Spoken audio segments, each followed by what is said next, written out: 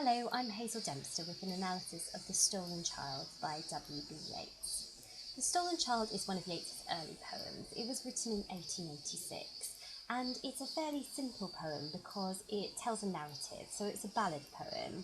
And in this case, the story is of a child who is tempted away by fairies and who is finally stolen away by these fairies in the last stanza of the poem. Now, this whole story is based on Irish legend, and we know that Yeats was very interested in Irish mythology because he published 2 books of Irish fairy tales and folklore. In terms of literary context, Yeats is situated between Romanticism and modernism, but this early poem, with its emphasis on nature and on folklore, is very much influenced by the Romantic era. So if we look at the key concern of this poem, it's the presentation of the fairyland, of the supernatural, and there's a conflict here because the supernatural is at once attractive and alluring, and yet at the same time, especially by the end of the poem, it seems very sinister and dangerous. So how does Yeats do this? Well, let's start by looking at the verse. There's a fairly regular rhyme scheme throughout each stanza of this poem. There's a movement between alternate rhymes, so A, B, A, B, to rhyming couplets. And there's also quite a regular rhythm, and it's often iambic trimeter, that's 3 stresses per line. So if we look at stanza 1, there lies a leafy island where flapping herons wake. So we've got that very regular rhythm coming across there. So what's the effect of this regular pattern of rhyme and rhythm? Well, I'd argue that it's hypnotic. It lures the reader in, it draws us in just as the fairies are trying to draw the child away from the human world. Now, this is really emphasised by the refrain. Clearly it's repeated at the end of each stanza, and that repetition could reflect the fairy's determination to pull this child away from the human world. If we look at the language of the refrain, it reads, "Come away, O human child, to the waters and the wild, with a fairy hand in hand, for the world's more full of weeping than you can understand." So here the refrain begins with the imperative, almost commanding the child, come away. There's also the promise of the waters and the wild, which sounds quite appealing and fun to a child. It's in terms of the language, there's that alliterative W which softens the phrase and kind of lulls us in. We've also got the fairy voice. Now, the fairy voice is throughout the whole poem, they're speaking to us, but they do so directly in the refrain because they say, "For the world's more full of weeping than you can understand." So that second person pronoun actually aligns the child and the reader and addresses us directly, really pulling us into the fairy world. So if we continue to look at the language of the poem and focus at first on how it makes the fairyland sound attractive, location is clearly important in this poem, and we know that from the very first word of the poem, which is the adverb where dips the rocky highland of Sleuthwood in the lake. And we get that adverb where repeated at the start of each of the first 3 stanzas. So clearly place is of very much importance in this poem. Yeats then goes on to some specifics. He talks about Sleuthwood, he talks about Glencar. Now, these are real places in Sligo, which is an area visited by Yeats and that's commonly drawn on by him in his poetry. It's also an area of great beauty, and this adds to the appeal of this fairyland, that they're situated in somewhere so natural and so beautiful. The other thing that comes through very strongly in this poem is the water imagery. If you like, water almost floods the entire poem. So in stanza 1, we've got the lake, we've got the water rats. In stanza 3, we've got the water gushing. And in stanza 2, we've even got the wave of moonlight. So it's as though the water in this poem is so strong that even the moonlight has been transformed into water. Even the moonlight has become a wave. So what's the effect of this? Well, it's very romantic with a capital R, clearly very focused on nature. And in the case of the wave of moonlight, it sounds very ethereal and otherworldly. Water imagery is very common for Yeats, and he draws on it a lot in another great poem, The Wild Swans at Cool, if you wanted to compare the 2. The fairyland also promises companionship, and that's mainly done through patterns of repetition throughout the poem. So, for example, in the refrain, the child is going to go with the fairy hand in hand. So we've got that sense of the real physical closeness of the child and the fairy with the repetition of that word hand. And clearly that repetition is repeated in the refrain each time. So we've already got a pattern of repetitions there. We've also got, in another example in stanza 2, mingling hands and mingling glances in the fairy world.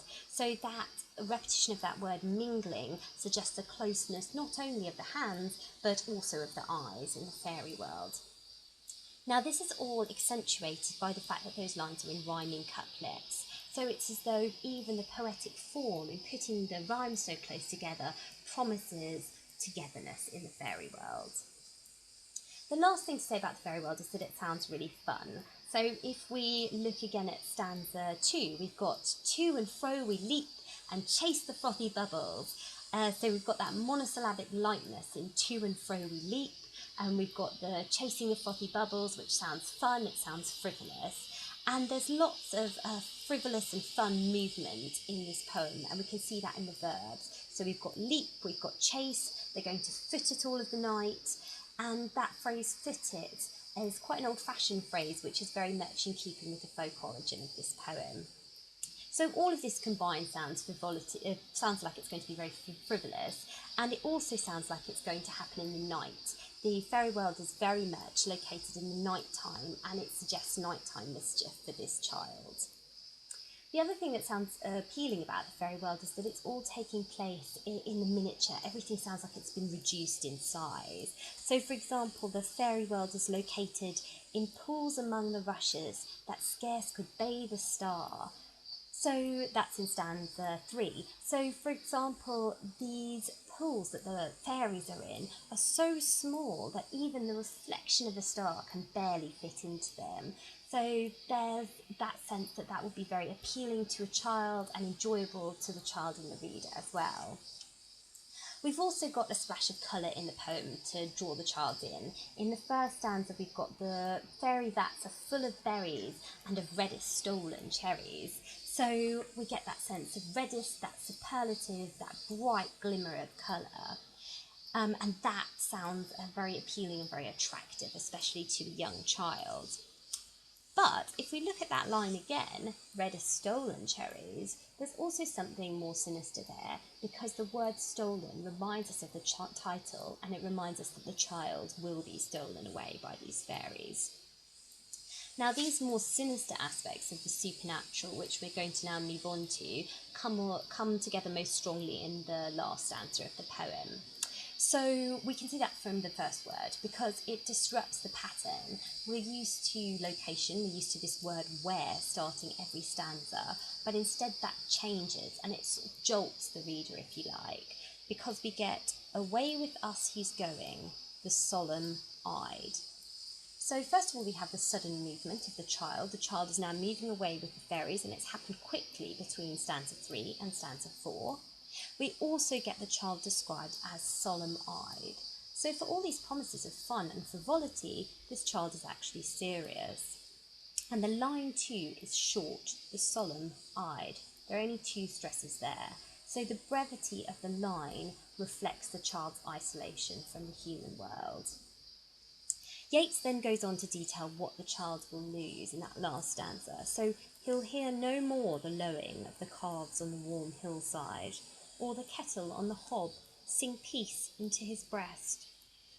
So Yeats details the loss of these kind of quotidian, mortal pleasures that the child will no longer have access to. And if we look at that first phrase, the calves on the warm hillside, first of all we have the word calves, which reminds us, because they're a young animal, of the youth and the vulnerability of the child. The hillside is warm, and that actually seems very appealing to us and comfortable, comforting after all of the coldness of the fairy world. It implicitly positions the human world in daylight in opposition to the fairy world in the night time. We then have this image of the kettle on the hob sing peace into his breast. I love this domestic, comforting image of this personified kettle singing peace to this child, but the child will no longer have access to that anymore, and by implication, the child will no longer have access to peace.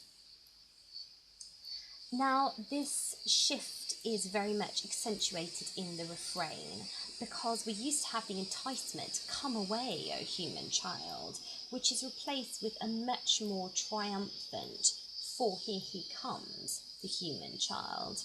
And I would argue that the monosyllables in the start of that line, "For here he comes," are reflective of that hard triumph of the fairies now that they've got this child. Now, the human child is nameless throughout the whole poem, which should really disturb us from the beginning because it suggests that human identity and individuality is not very important to these fairies. I think this is subtly accentuated in the refrain, the last refrain, because we're used to the human child, although it's not named, being prefaced by this exclamatory "Oh human child," in the previous refrain. Now here, that's diminished to a much more dismissive article, "the human child." So here he comes, the human child. The previous "oh" sounded worshipful. It sounded as though the child was superior and exalted somehow, whereas this "the" doesn't have the same effect at all, and I think sounds much more dismissive. Finally, in the last refrain, we have another change because we're used to the pronoun "you" that we discussed before, "For the world's more full of weeping than you can understand," which aligned the child and the reader. Now that's disappeared, and instead we have "From a world more full of weeping than he can understand." So whereas once the child and the reader were close, now they've been distanced because the child has moved away from the human world. And I think that ends the poem on a very disturbing note. So ultimately, this poem is about a tension between a fascination with and a desire for an alternative world, and yet an awareness that in order to reach this world, you have to relinquish important aspects of the mortal, transient world, and that ultimately perhaps it is unsatisfactory. I think The Stolen Child precedes this conflict which occurs in Yeats's later, more complex poems, such as Sailing to Byzantium, where Yeats does take an imaginary journey away from Ireland in the present and to an alternative world, and yet in doing so he has to give up aspects of the mortal transient world that are important to him, and he's ultimately portrayed in this image as a small golden bird. And in this case, the alternative world too ultimately seems unsatisfactory.